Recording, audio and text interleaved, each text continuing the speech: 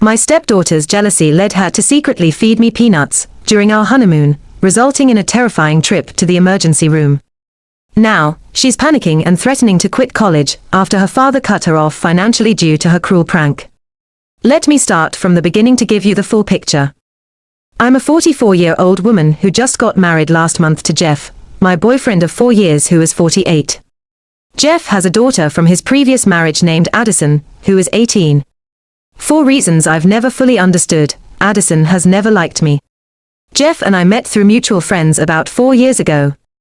They thought we'd make a great couple, and they were right. Before meeting Jeff, I had also been married, but I didn't have any children. My divorce was finalized 5 years ago, and it wasn't a bitter separation. My ex-husband and I simply realized we'd fallen out of love, and had become more like friends than partners. We mutually decided to part ways, ending our marriage on amicable terms. While we're not friends anymore and haven't kept in touch, there's no animosity between us. Jeff, too, was married before, as I mentioned. Tragically, his wife passed away when Addison was 7 years old, which must have been incredibly hard for both of them. After her passing, Jeff had a couple of girlfriends, but none of those relationships became serious.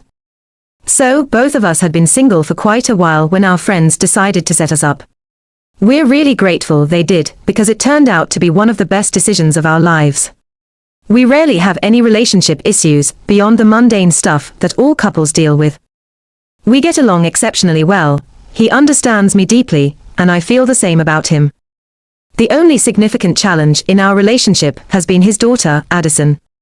To be clear, I don't have a problem with her personally, but I've always sensed that she doesn't like me. She seems to believe that her father is too good for me, which, in a way, isn't entirely negative. It shows she holds her father in high esteem, as any daughter should. However, acting like I'm not good enough for him, constantly giving me strange looks, making snide remarks, and making me feel uncomfortable isn't the appropriate way to express her admiration for her father. I brought this up with Jeff a couple of times early in our relationship. I asked him if she behaved this way with all his previous girlfriends. As I suspected, he told me that this is her usual behavior whenever he brings home another woman. He had been trying to talk to her, and get her to stop behaving that way with his partners, because no woman appreciates such treatment, and it often led to conflicts. Eventually, he would always choose his daughter over his relationships, because she's his family, which almost always resulted in a breakup. He seemed pretty frustrated with the situation, but felt helpless since she refused to change and grow up. Understanding that Addison had lost her mother at a young age, I knew that could be incredibly tough for a child. So, I decided to show her compassion and overlook the way she behaved with me. I resolved that she could act out as much as she wanted. I wouldn't let it get to me. My feelings for Jeff made it easier to overlook her odd behavior. Besides, when I started dating Jeff, she was 14, a tumultuous age for any teenager. I knew that adolescence could be a challenging phase, filled with hormonal changes and emotional turmoil. She was navigating puberty, so it was quite natural for her to act out or be a bit of a brat. I don't have children of my own, but I've heard plenty of stories from friends and family about the teenage years. I held on to the hope that eventually, she would mature and her behavior would improve. I wasn't about to engage in drama with a 14-year-old, so I continued to ignore her antics, hoping time would smooth things over. Last year, Addison went away to college. By that time, her behavior had already started to change for the better. She no longer gave me those unsettling looks, or tried to undermine me. I think we reached an unspoken understanding, after being in each other's lives for 2 years. Perhaps she realized that she wouldn't be able to drive me away like she had with the other women, who had been involved with Jeff before me. Maybe she accepted that I was here to stay, and decided to stop her attempts to push me away. We arrived at a place of mutual respect. She ceased her antagonistic behavior, and I remained unaffected by any residual tension. After she went to college, Jeff proposed to me, and shortly after, we got married. It was a small, intimate ceremony with our closest friends and family.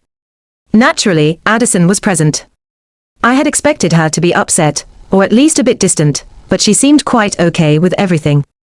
Her behavior at the wedding was cordial, which led me to believe that perhaps she was finally warming up to me. She was reasonably nice to me during the event, which gave me hope that we could build a better relationship moving forward. In hindsight, I should have kept my guard up and not been so trusting, but I was genuinely hopeful. When Addison asked if she could accompany us on our honeymoon, I was surprised but also saw it as an opportunity. After some thought and discussion with Jeff, who was also open to the idea, we agreed to let her come along. But there's more context to this decision. I'm not naive enough to invite someone who dislikes me on my honeymoon without good reason. Jeff and I had decided to go to Egypt for our honeymoon. It's a place we've both longed to visit, partly because one of our favorite novels is set there, and also because of its rich history and breathtaking beauty. Addison, being a history major, expressed a keen interest in joining us. She explained that visiting Egypt would be an incredible opportunity for her studies, allowing her to experience firsthand the history and culture she's so passionate about. We sympathized with her academic enthusiasm and didn't want to deprive her of such a meaningful experience, so we agreed to let her tag along. She asked to join us 3 weeks before we were set to leave, and it took us about a week to make a decision. After we told her she could come, she was elated. I was the one who delivered the news, and she seemed genuinely thankful to me. I won't lie, I was actually looking forward to the possibility of bonding with her on this trip. I thought it was the perfect time to put aside past differences and start anew. I planned to have a heartfelt conversation with her during the trip, hoping we could build a positive relationship.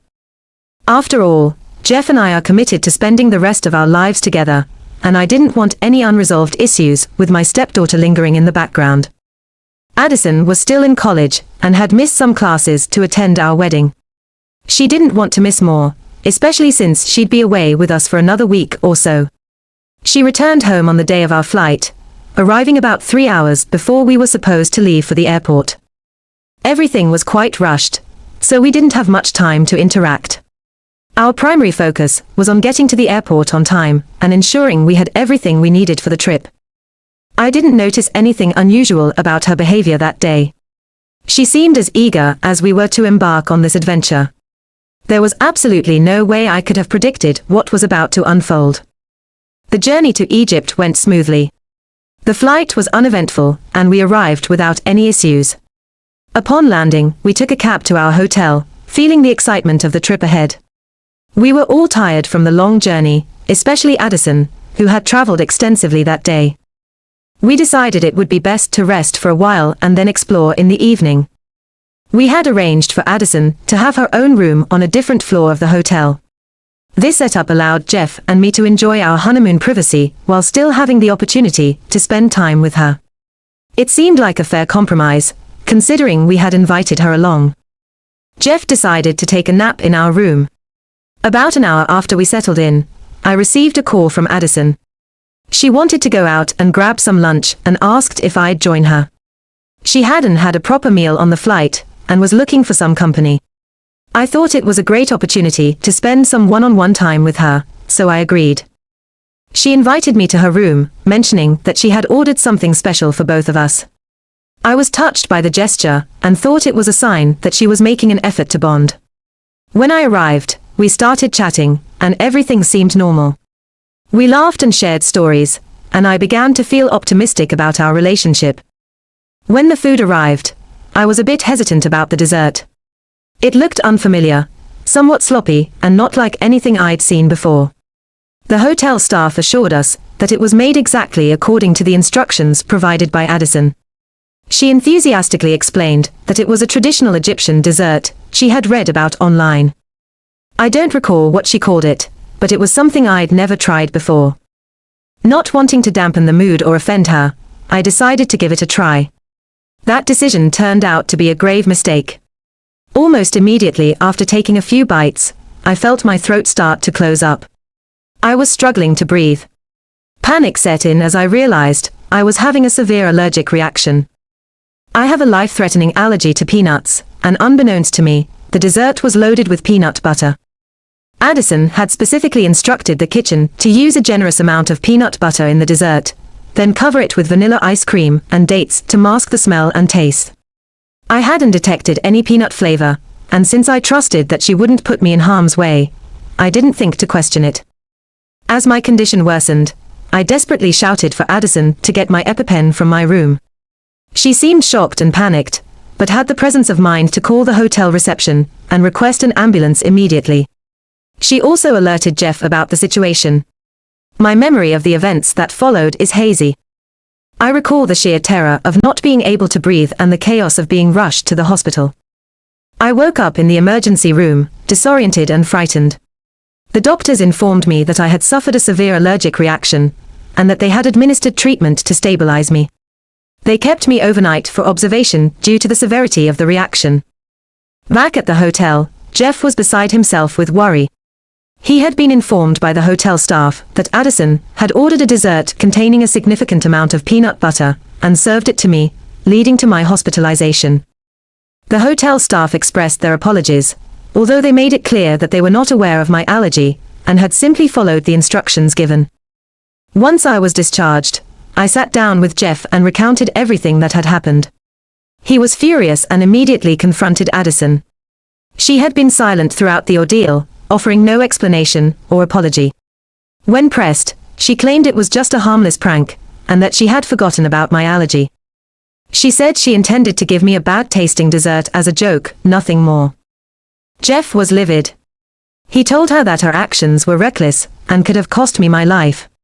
He decided that she needed to face the consequences of her actions. He arranged for her to return home immediately, and informed her that he would no longer provide her with an allowance. While he would continue to pay for her college tuition, as he had promised, she would need to take responsibility for her personal expenses moving forward. He felt that she needed to learn how to be a decent human being and that shielding her from the repercussions of her behavior was no longer acceptable. I agreed with his decision. Even if I hadn't, it wasn't my place to interfere in how he chose to handle his daughter.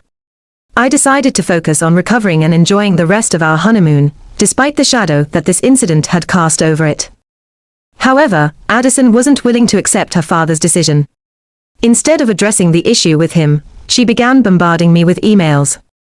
She insisted that it was all a harmless prank gone wrong, and that she had genuinely forgotten about my peanut allergy. She pleaded with me to talk to Jeff, and convince him to reinstate her allowance, claiming she was overwhelmed with school and couldn't manage without financial support. Her emails were incessant, arriving every few hours. In her latest message, she tried to guilt-trip me, saying that she lived far from home, was exhausted from her studies, and that I was the only one who could help her. She begged me to fix the situation. I felt conflicted. Part of me sympathized with her. If it truly was an innocent prank that went horribly wrong, the consequences were indeed severe. But another part of me couldn't shake the feeling that she was downplaying the seriousness of what she'd done. Regardless, I didn't want to ruin our honeymoon by getting embroiled in this drama. I also didn't feel it was my responsibility to mediate between her and Jeff. I informed Jeff about the emails, and he said he would handle it. He agreed that I shouldn't have to deal with her attempts to manipulate the situation. Update 1 ***. After reading through the advice and support from friends and well-wishers, I decided to stop reading Addison's emails. Dwelling on them was only causing me more stress, and detracting from the enjoyment of our honeymoon. It's been 24 hours since I made that decision, and I already feel a bit lighter. I also discussed the situation with Jeff. He reassured me that I was making the right choice by stepping back. He emphasized that Addison needed to take responsibility for her actions, and that we shouldn't let her manipulations affect our well-being. He reminded me that she's an adult now and needs to start acting like one. I realized that I can't control how Addison chooses to behave, but I can control how I respond. I decided to focus on making the most of our trip. Jeff and I have worked hard over the years, and we deserve this time together. Update 2 ***. Jeff and I have returned from Egypt. When we arrived home, we were shocked to find Addison waiting for us. She hadn't returned to college after being sent home from Egypt. Instead, she had used the spare key to let herself into our house, and had been staying there in our absence. We walked in to find her casually watching television in the living room, as if nothing had happened.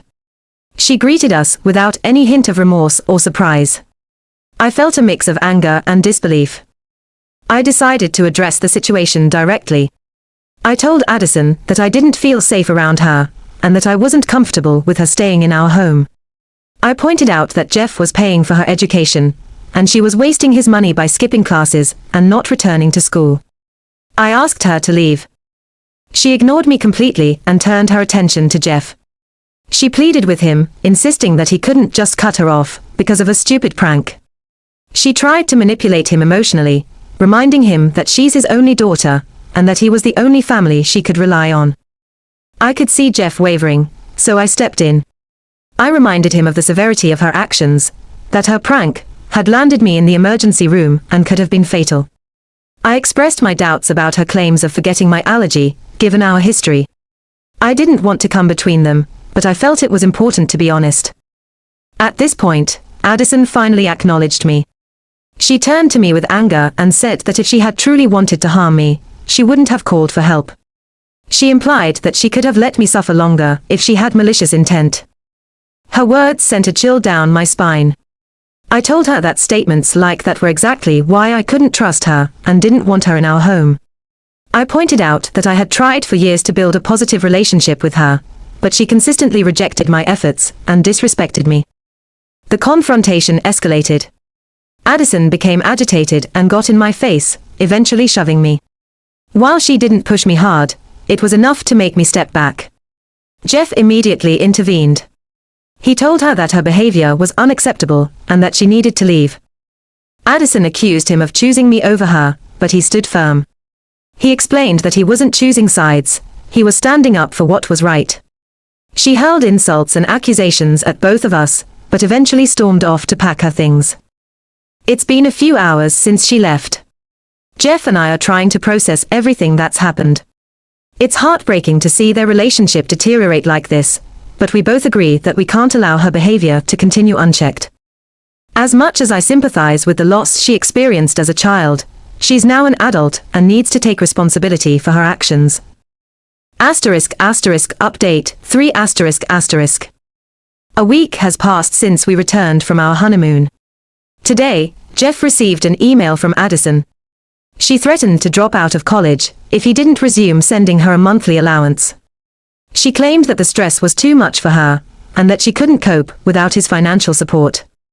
Jeff is torn. He doesn't want to enable her manipulative behavior, but he also doesn't want her to sabotage her future by dropping out of school. I'm also conflicted.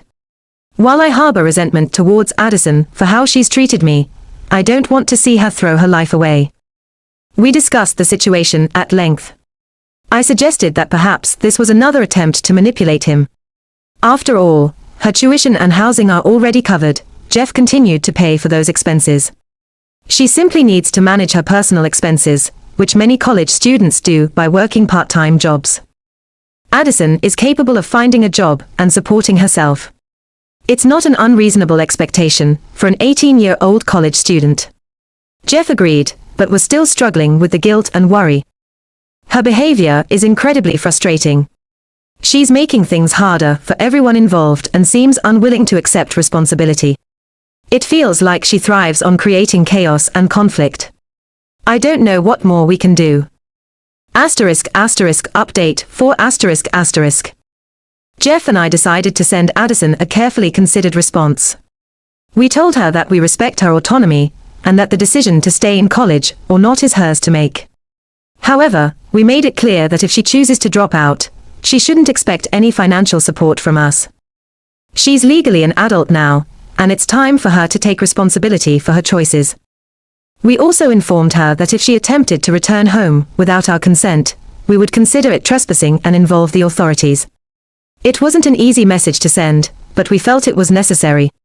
She needs to understand that there are boundaries and consequences. We sent the email a few hours ago, and are waiting for her response. I'm not sure how she'll react. She might try to blame me, accusing me of turning her father against her. But the truth is, Jeff made this decision on his own. I support him because I believe it's the right thing to do. At this point, our priority is to maintain a healthy and peaceful environment. We've given Addison numerous chances to change her behavior, but she continues to choose a destructive path. We hope that by standing firm, she'll finally realize that she needs to make some changes. Update 5 It's midnight now, and we just received an email from Addison. She informed us that she has decided to stay in college and will be getting a part-time job to support herself. She expressed disappointment in Jeff, saying she never thought her own father would turn his back on her. The email was filled with attempts to make us feel guilty, but we're choosing not to dwell on that. The important thing is that she's taking steps to be responsible. Our firm stance seems to have worked. Jeff and I have decided to focus on ourselves and our relationship. We're still in the honeymoon phase and want to enjoy this time together. The past few weeks have been incredibly stressful, and we deserve some peace and happiness. We hope that in time, Addison will reflect on her actions and choose to mend her ways. Until then, we're stepping back and allowing her to navigate her own path.